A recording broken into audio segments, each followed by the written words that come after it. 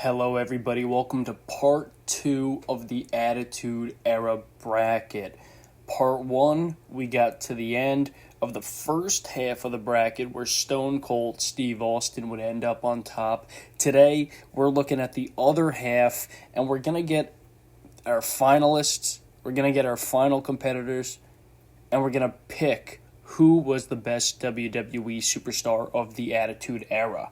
Now, let's get right into this one. Let's keep with the pace.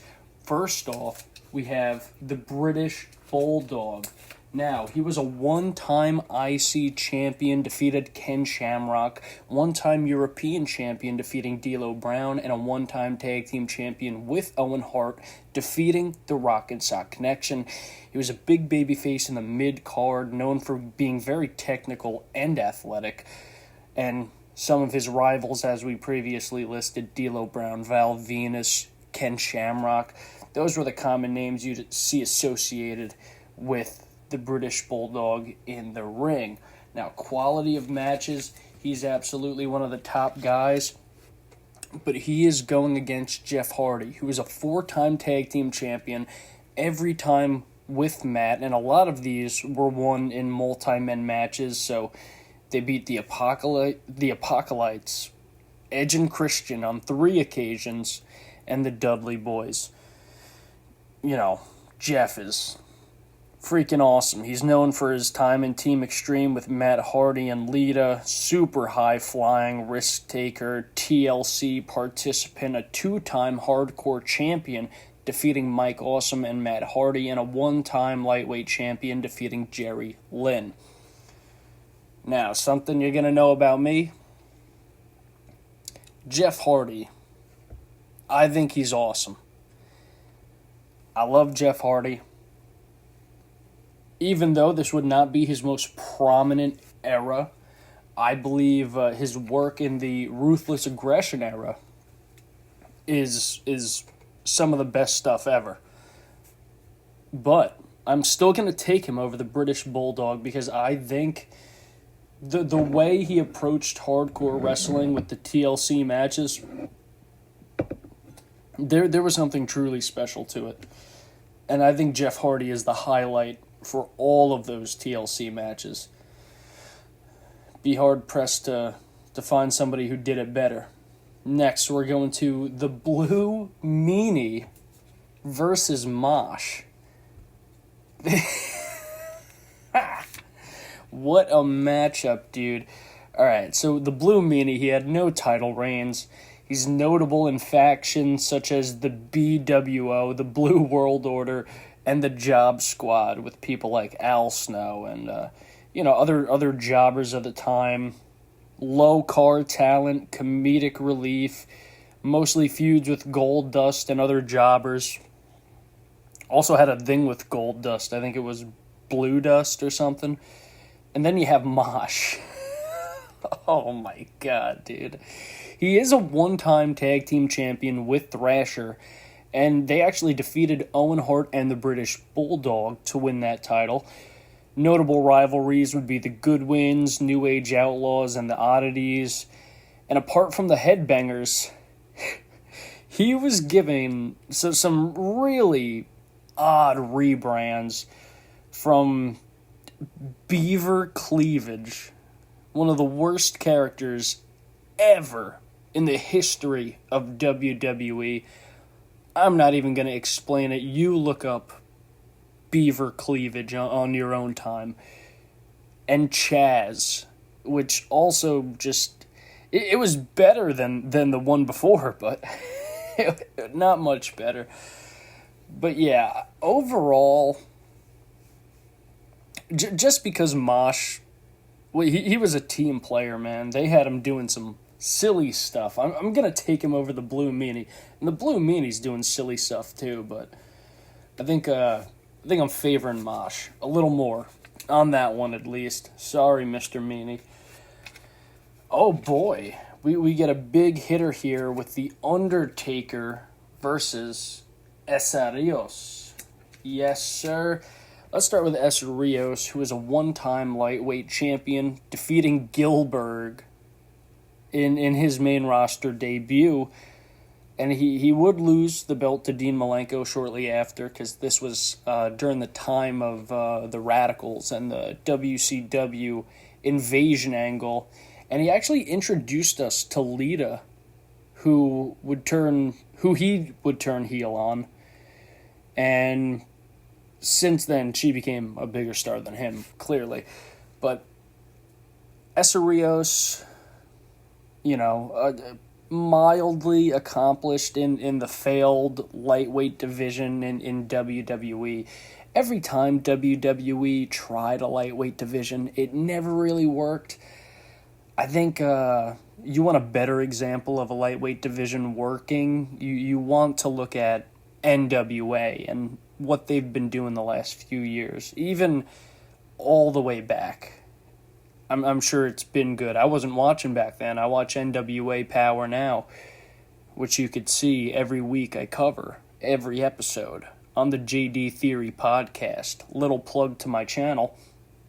But yeah, let's talk about The Undertaker, who, in this era, and keep in mind, these accomplishments are only within the Attitude Era time period.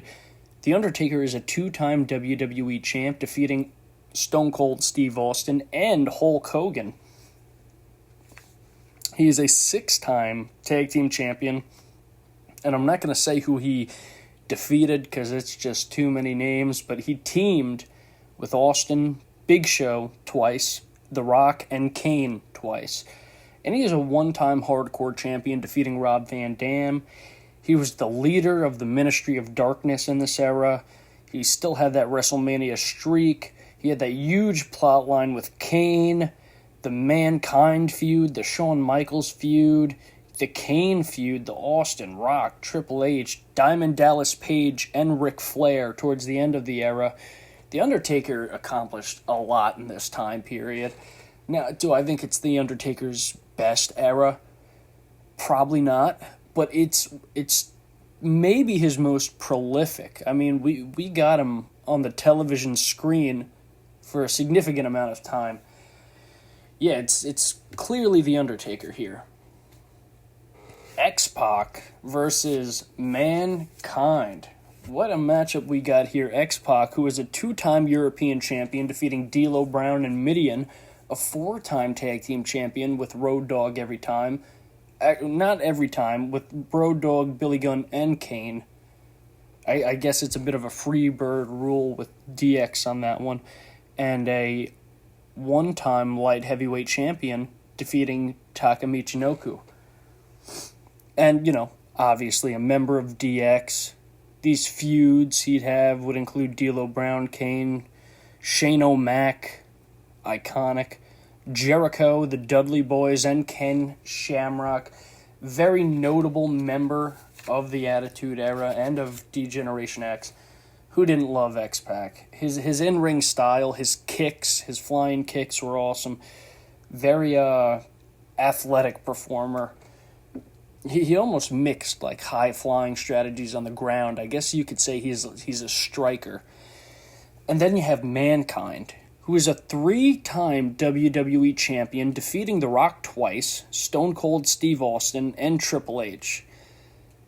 A 3-time tag champion with Kane, The Rock, and Al Snow, defeating the Holly Cousins, Big Show and Undertaker, and the New Age Outlaws.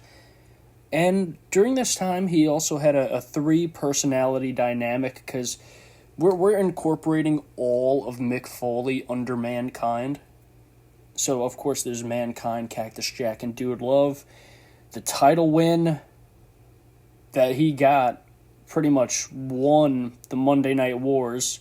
It was he has that legendary cage match with Undertaker. He has feuds with Vince McMahon, The Rock, Big Show, Kane, and Undertaker. I mean, dude, one of the most complete stories in the era, man. Mankind was... We're never going to get something like that again. You're not going to have a character as weird as Mankind go over. I would say even a Bray Wyatt doesn't compare. Not even compare to how weird Mankind was. He was this dude living in a boiler room wearing a button-up shirt with a tie and a sock puppet and a mask, and he's something about the end of the world, and I don't know. It's just really creepy. There's something really creepy about the character of Mankind that I can't really explain. So, yeah, it's going to be Mankind. Crash Holly versus The Rock. Wow. We're getting some big names back to back to back. We're going to talk about Crash Holly first, who is a 22-time hardcore champion. He is the face of the division in the 24/7 era. He's a one-time tag team champion with Hardcore Holly, defeating Edge and Christian, known for his comedic skits, segments, and silly feuds, and notably, these feuds would be with Al Snow, Steve Blackman, Hardcore Holly, and Billy Gunn. But goddamn, 22-time hardcore champion. Have you heard anything like that before? That's ridiculous. Excuse me, just had lunch. But then you get The Rock, who is tied for the most amount of title runs in this era, major title runs, because he is a 6-time WWE champion, defeating Mankind 4 times, Kurt Angle, and Triple H twice. So, with those numbers, clearly one of these was a multi-match. And I believe Kurt Angle and Triple H may have been a 3-way. He's a 2-time Intercontinental Champion, defeating Triple H, Austin. Well, he didn't really beat Austin. Austin forfeited the belt to him. And a 4-time Tag Team Champion with Mankind twice. And The Undertaker and Jericho. I might have something wrong written there. Paired with... Oh, he must have defeated The Undertaker and Jericho. Or no, he tagged with them. No, okay, he was with Mankind twice, then with The Undertaker, then Jericho. Sorry, my notes were a little sloppy on that one, and I don't have all this information stored in my head, because I'm not a computer, so I have to write stuff down and look at it, believe it or not. So yeah, The Rock is winning this matchup. Just want to get all the information correct. Also, we'll talk more about The Rock in the next round. Right now, we got Grandmaster Sexay versus Gangrel. Grandmaster Sexy is a one-time tag team champion with Scotty 2 Hotty, who defeated Edge and Christian. Notable feuds would be Edge, Christian, the Dudley Boys, the Hardy Boys, and the Radicals during the WCW invasion. And the Too Cool team would also incorporate Rikishi later. So Scotty 2 Hotty, Rikishi, and Grandmaster Sexy. And then you have Gangrel, who had no title runs, but was sort of a mentor figure to Edge and Christian. Notable rivalries being the Hardy Boys, the Ministry, D'Lo Brown, Val Venus, and Mankind. And yeah, he's most popular just for being in the Brood. And that awesome entrance music they had. Ooh, I think I'm going with Gangrel. Not because I remember any of his matches any better than Grandmaster Sexay. Ooh. Just because I think he's a cooler character, man. I mean, I like the Brood. Their entrance was amazing. How could you not? Vince McMahon versus Mark Henry. All right, this is so silly, it's almost ridiculous. Because you have a one-time European champion defeating Crash Holly. Had a lot of popular angles in this time, such as the World's Strongest Man, teaming with D'Lo Brown, his time in the Nation of Domination, and also the sexual chocolate gimmick. How could you forget? Notable feuds also being D'Lo Brown, Chyna, Val Venus, The Rock, Crash Holly, and Eddie Guerrero. Yeah, Mark Henry, amazing run in the Attitude Era. But Vince McMahon himself is a one-time WWE champion, defeating Triple H. He's the Royal Rumble winner of 1999. He's the leader of the corporation and Team WWE during the WCW invasion. And he has the most famous feud of the era, maybe in wrestling history, with Steve Austin. And he also had feuds with The Rock, Shane McMahon, Triple H, and The Undertaker. I hate to do this, because Mark Henry is an awesome wrestler, but the way Vince McMahon self-inserts himself into his own company at the time is something ridiculous. It doesn't even make sense, man. I'm picking Vince, bro. Vinnie Mac. Oh boy, look at this. You got Perry Saturn and Prince Albert. You know, Prince Albert, he had no title wins in this era. He came in as Droz's teammate and kind of his enforcer at first, later paired with Test, then in Right to Censor. Mid-card powerhouse. Most of his feuds were against the Hardy Boys, the Dudleys, and Too Cool.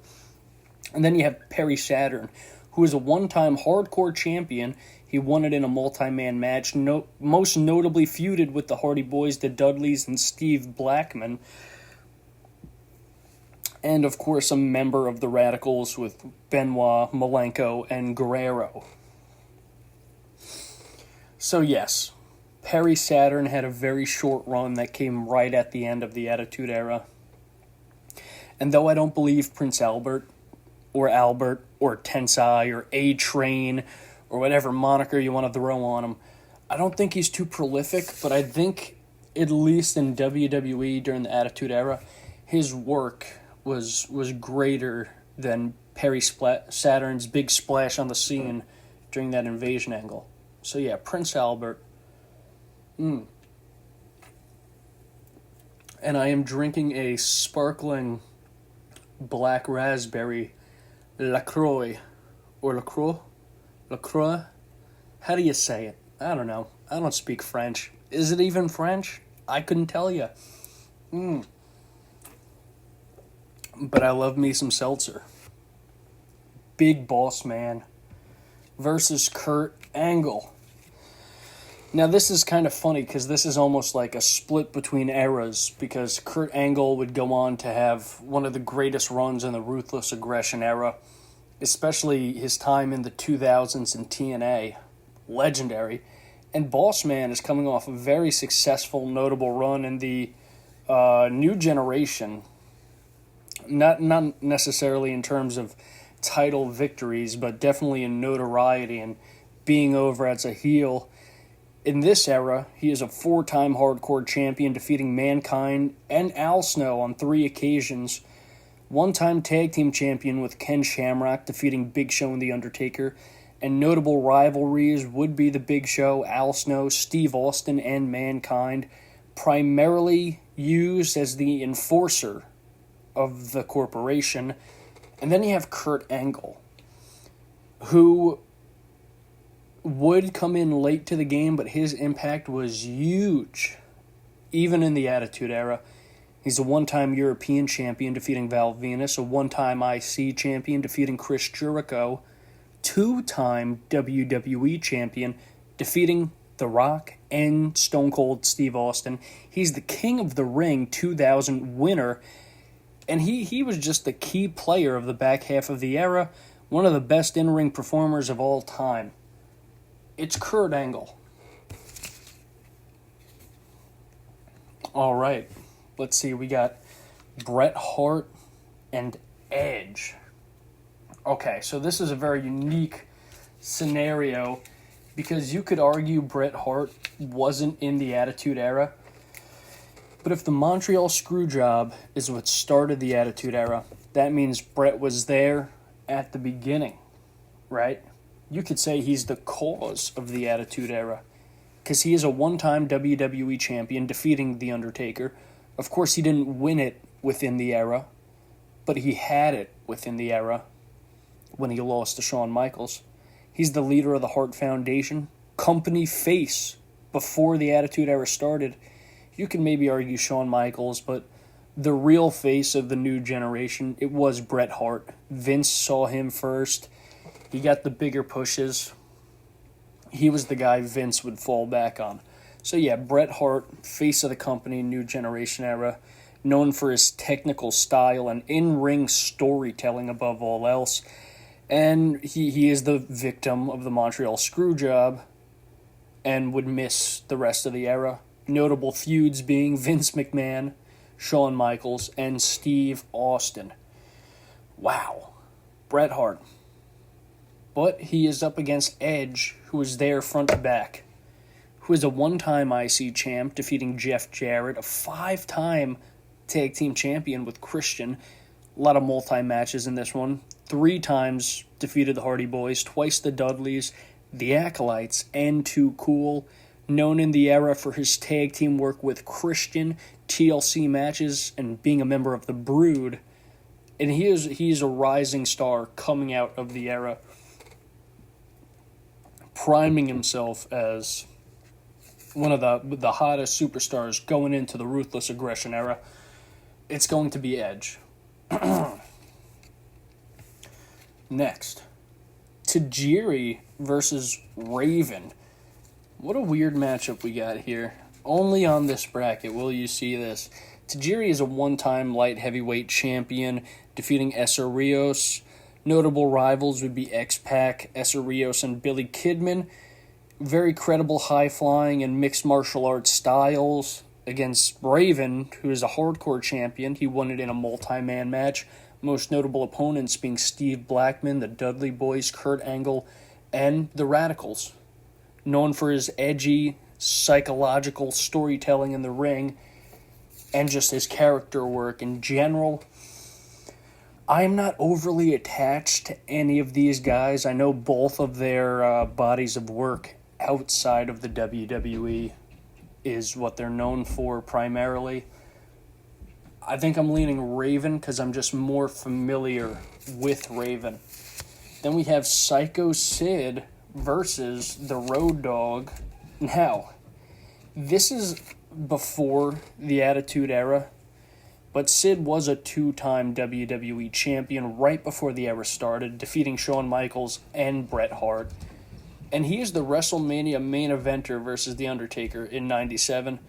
Very brief Hart Foundation feud in the actual era, then spent most of it in WCW.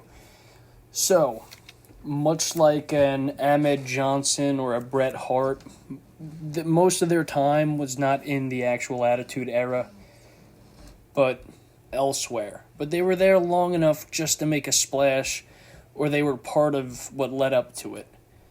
But then you have him against Road Dogg, who is a 5-time tag team champion with Billy Gunn, a 1-time hardcore champion defeating Al Snow, and a 1-time IC champion, which was gifted to him by Billy Gunn, but it counts as an official reign. Notable tag team as the New Age Outlaws, and then they would kind of just become DX.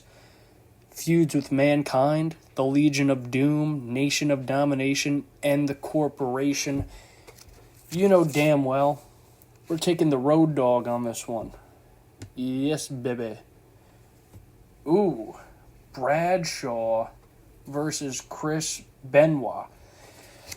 Now, Bradshaw was a constantly evolving character. He was a 3-time tag team champion with Farouk, defeated the Hardys, the Dudleys, and Kane and X-Pac. He is a 1-time hardcore champion, defeating the Big Show, known for his tag team work in this era with Farouk as the Apocalypse, and then later APA once the Ministry of Darkness had fallen apart. And all the notable feuds were named: Dudleys, Hardys, Edge and Christian. And then you have Chris Benoit, who came later in the era, but he is a 3-time Intercontinental Champion, defeating Kurt Angle, Chris Jericho in a triple threat at Mania, and then Jericho twice. A 1-time Tag Team Champion with Jericho, defeating Stone Cold and Triple H. Legendary match. And he is the King of the Ring runner-up in 2001. Classic rivalry with Kurt Angle and Jericho. And he came in as part of the Radicals during the WCW invasion. I think JBL or Bradshaw, his best era would be in the Ruthless Aggression era. So I'm going to be taking that. I prefer the rich cowboy gimmick more than the guy you'd brawl at the bar with, who also kind of plays like the bad cop to Farouk's good cop. I'm taking Chris Benoit. Farouk versus Bubba Ray Dudley. Okay. Start with Bubba Ray here, who is a 5-time tag team champion, all with Devon Dudley, defeating Edge and Christian twice, the Hardys 3 times, and the New Age Outlaws. A 1-time WCW tag team champ during the Invasion angle, when the belts were put on WWE, and he is known for those TLC matches with Devon Dudley against Edge and Christian and the Hardy Boys. Other notable feuds being the APA and Right to Censor. Wow. Bubba Ray and Devon, definitely one of the best tag teams of the era, without a doubt. But then you have Farouk, a.k.a. Ron Simmons, but he was known as Farouk during this time period, who is also a 3-time tag team champion, every time with Bradshaw, defeating Kane, X-Pac, and the Hardy Boys and the Dudley Boys. And he was the leader of the Nation of Domination, who would then, of course, The Rock would revolt against him. Then he was tag team with Bradshaw as the Apocalypse, and then APA later in the era. Biggest feuds being The Rock, Ahmed Johnson, Ken Shamrock, D-Generation X, the Hardys, and the Dudleys. So Farouk has had a considerable career evolution throughout the era. Out of the big 3 tag teams of this time period, Edge and Christian, the Hardy Boys, and the Dudleys never did it for me in the same way. I understand that they were the tables, and the tables, ladders, and chairs analogy. Of course, the Hardy Boys are the ladders, Edge and Christian the chairs. But for some reason, the Dudley Boys have never been on that same level as the other two, just for me personally. Maybe because there wasn't the singles runs that followed it. I mean, I know Bubba Ray would have success in TNA, ECW, and WCW, I believe, before this. Or maybe just ECW. I can't remember, but yeah, I'm leaning towards Farouk on this one. He always kind of seemed more like the leader role in the APA and the Acolytes. We're going Farouk. Oh, baby, we got Jim Neidhart versus Rikishi. Now, Jim Neidhart, no title runs in this era. His appearances were very limited, notably a part of the Hart Foundation reformation. Rivalries include DX, the New Age Outlaws, and Steve Austin. And he was put in, brief comedic roles, too. And then you have Rikishi, who was a 1-time IC champion, defeating Chris Benoit. 1-time tag champion with Scotty 2 Hotty, defeating Edge and Christian. Notable feuds being Steve Austin, who he ran over for The Rock. Very infamous angle. Also Triple H and Val Venus. Popular alliance with Too Cool, and he was the runner-up for the 2000s King of the Ring tournament. This one, you know damn well, I'm taking Rikishi. Jim just didn't have enough time in this era. He's more of a new generation star. Then we have Jacqueline versus Goldberg. Goldust. No, Goldust. Excuse me. Jacqueline is a 2-time WWE Women's Champion, defeating Tori Wilson, and the 2nd time in a multi-women match. A 1-time Hardcore Champion, defeating Steve Blackman, funny enough, and notable feuds with Lita, Tori Wilson, Terry Reynolds, and Sable, one of the most accomplished women in the entire era.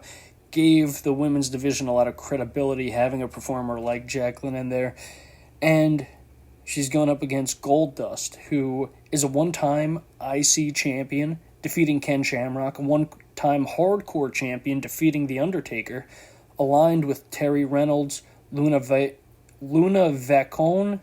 Is that how you pronounce that? Luca Vachon? And, of course, the Blue Meanie. big comedy relief character. I always think of his backstage with The Rock when he's pretending to be The Rock. Love that. Some of his feuds would be with Mankind, Val Venus, Al Snow, Blue Meanie, and William Regal. You know I'm taking Gold Dust. Iconic. So weird, man. So weird. And oh boy, look at this. We are down to Jeff Hardy versus Mosh. We're getting in the thick of it. Jeff Hardy versus Mosh. This isn't even really a question. We're going to be having Jeff Hardy move on here. Not going to over-explain what doesn't need to be explained, but this. Whew. Mankind versus The Undertaker. Are you kidding me, man? Okay. We are just talking about the Attitude Era, nothing else. Undertaker was at the top of the card from the beginning. He was a leader of a dominant faction. Got some very weird angles in this era. Mankind was just a weird angle who we saw ascend to the top of the card and become a legend, cemented in time for his work in this era. From the start of it to the end of it, we saw a complete character evolution. Undertaker's was a lot more slow and gradual. He was already at the top. But Mankind, what we saw happen, for this era specifically, and this may be sacrilegious, but I'm choosing Mankind. Because that's some real Attitude Era shit. Then we have The Rock versus Gangrel. You know damn well The Rock is going over Gangrel on this one. Vince McMahon versus Prince Albert. Gonna go Vinnie Mac. All Vinnie Mac. Kurt Angle versus Edge. Ooh. Now this is a tough one. Kurt Angle made an immediate impact. Edge had put in the work all era. It's crazy though, because Kurt Angle does have a better resume, even though he's only coming in at the back end.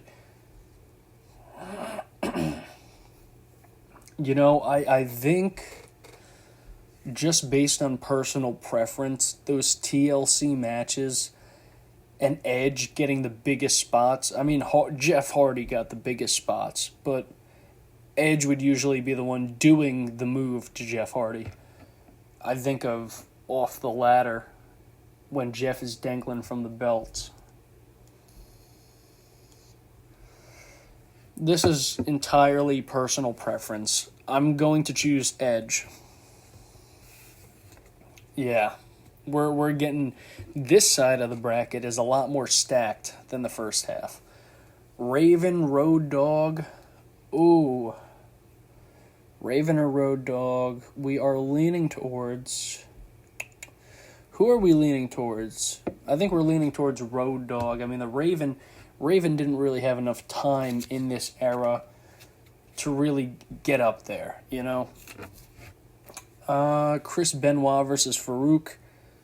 Oh man, the Farouk was so essential to this era. But man, if you turn on any Chris Benoit match, you're gonna be blown away. Of course, we're not talking about Chris Benoit, the person. We're talking about the character in WWE. It's gonna be Chris Benoit over Farouk. Rikishi or Goldust, both very funny characters. This is going to come down to entertainment value. I think Goldust is funnier.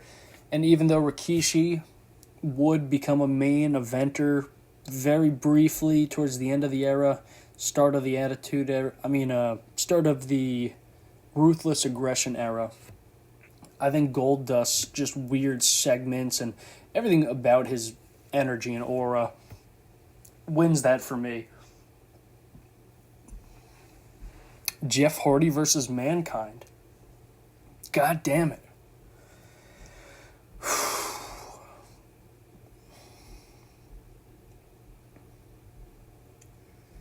You know, I'm just going to go with what I want to go with. I love Mankind.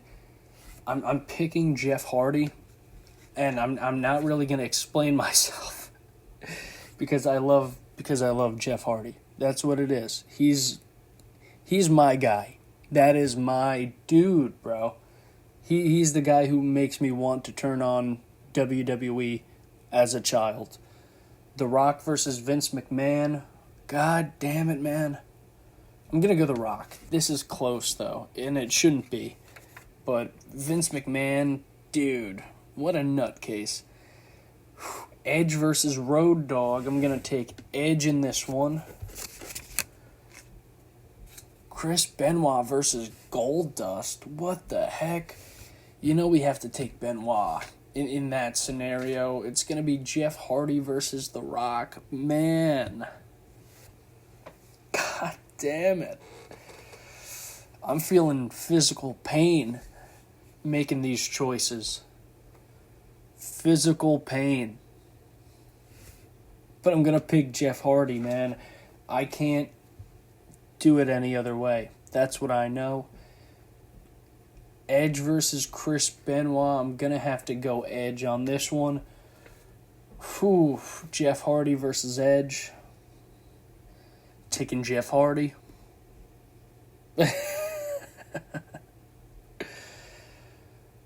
Oh, God. Oh, God.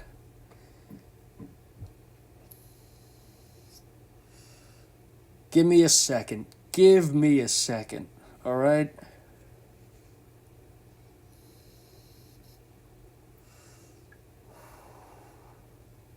You gotta understand, man.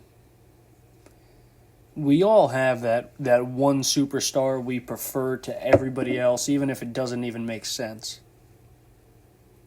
Jeff Hardy is my guy. All right? He is what got me into the product. And he is still, like, my favorite wrestler. All the work he's doing in TNA. I'm picking Jeff Hardy. All right? I'm not going to explain myself. Here's the bracket. Here is the bracket. How do we get off of this image thing so we could just look at the bracket? There was a few other names that I had put in the bracket that didn't show up. So I'm just going to read them, and I'm going to tell you if they're going to win or not. Because I guess for whatever reason, there were too many names put in to fit in the bracket. But we also had Lita, who was a 2-time WWF Women's Champion, defeating Jacqueline and Stephanie McMahon. Very influential in-ring, high-flying, extreme style. Most notable rivalries would be Jacqueline, Stephanie, Ivory, and Trish Stratus. Of course, we didn't see her on the list. We also had Steve Blackman, who I think could have had a good run, who is a 6-time hardcore champion, defeating Big Boss Man twice, Al Snow, Hardcore Holly, Crash Holly, Jesus Christ, and Rikishi, known for his martial arts style and weaponry, tagged with Al Snow occasionally. I think Steve Blackman would have got on a pretty good run in this bracket. Also have Devon Dudley here, who was a 1-time WCW Tag Team Champion, a 5-time WWE Tag Champion, every time with Bubba Ray, defeated the Hardys 3 times, Edge and Christian twice, New Age Outlaws, known for those TLC matches, teaming with Bubba Ray, and of course, also had a good feud with Right to Censor. And here's somebody who could have gone very, very deep in this bracket. Maybe even a Final Four contender. Because, yeah, I guess there wasn't enough slots on the bracket for the amount of people I put into it, so some people just got cut when I shuffled the seating. Because Triple H, who is a 5-time WWE champion during this era, defeating Mankind twice, Steve Austin, The Big Show twice, The Rock, and Kurt Angle, 4-time Intercontinental Champion, defeating Shawn Michaels, Owen Hart, The Rock, and Mankind. 2-time European Champion, defeating Shawn Michaels and Owen Hart. And a 1-time Tag Team Champion with Steve Austin, defeating Kane and Undertaker. He was the leader of D-Generation X, along with Shawn. 1997 King of the Ring winner, became The Game, and then married Stephanie McMahon. Some of the biggest angles of the entire era. Would I have picked Triple H over Jeff Hardy? No. Would I have picked him over Edge? Maybe. Would I have picked him over The Rock? I don't think so. I don't know. Would I have picked him over Stone Cold? No. Then there's also Test, who was a one-time European champion, defeating Shane McMahon, a two-time hardcore champion, defeating Rikishi and The Big Show, one-time tag team champion with Kane, defeating Undertaker and The Rock. Very odd angle. And he was a staple of the era and a very credible upper mid-carder. And then have four more people who didn't make the cut. There were 73 names in this bracket. I guess we only fit 64 on here. Stephanie McMahon, who was a one-time WWE Women's Champion, defeating Jacqueline. And she had one of the defining arcs of the era as a member of the Authority, or the corporation at the time, and marrying Triple H, which was one of the biggest plot lines of the era. Big feuds include The Rock, Steve Austin, Vince McMahon, Shane, and notably Trish... I can't even say her name. Trish Stratus and Lita. Trish Stratus. Try saying that 5 times fast, and you're going to end up as tongue-twisted as me right now. Whew. Alright, slow it down. We're at the end of the video. Nobody's watching to this point anyway. Yeah, let's center the frame a little bit here. You would also have Scotty 2 Hotty, who was a one-time tag team champion with Grandmaster Sexay, defeating Edge and Christian. Notable feuds include Edge and Christian, Dean Malenko, the Radicals in general, and the Dudley Boys. And he was also a one-time light heavyweight champion, defeating Dean Malenko.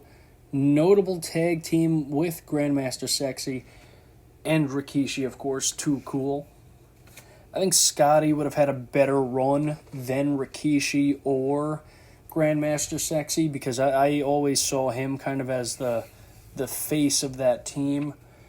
Also, Animal did not make it. We did see Hawk in the bracket. I think Hawk, if we were going to get one of them, it would be him, because he actually had some narrative going on.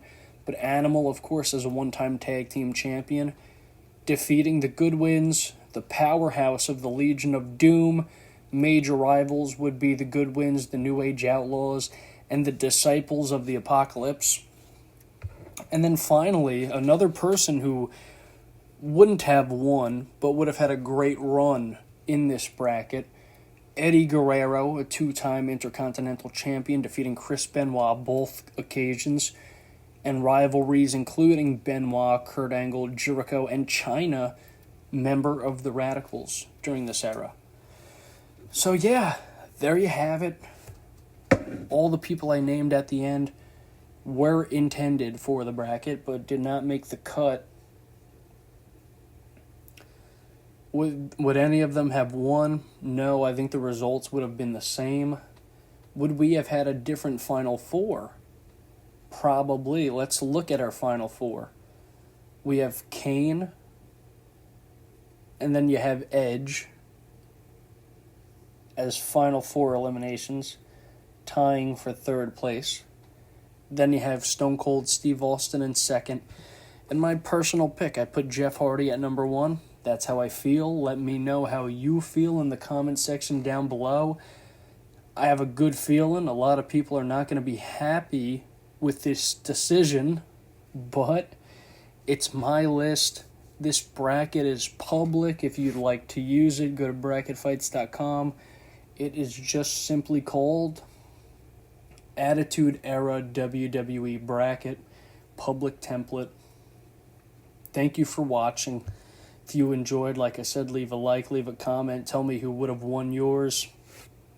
And yeah, back to regularly scheduled programming. Have a wonderful day. Bye-bye.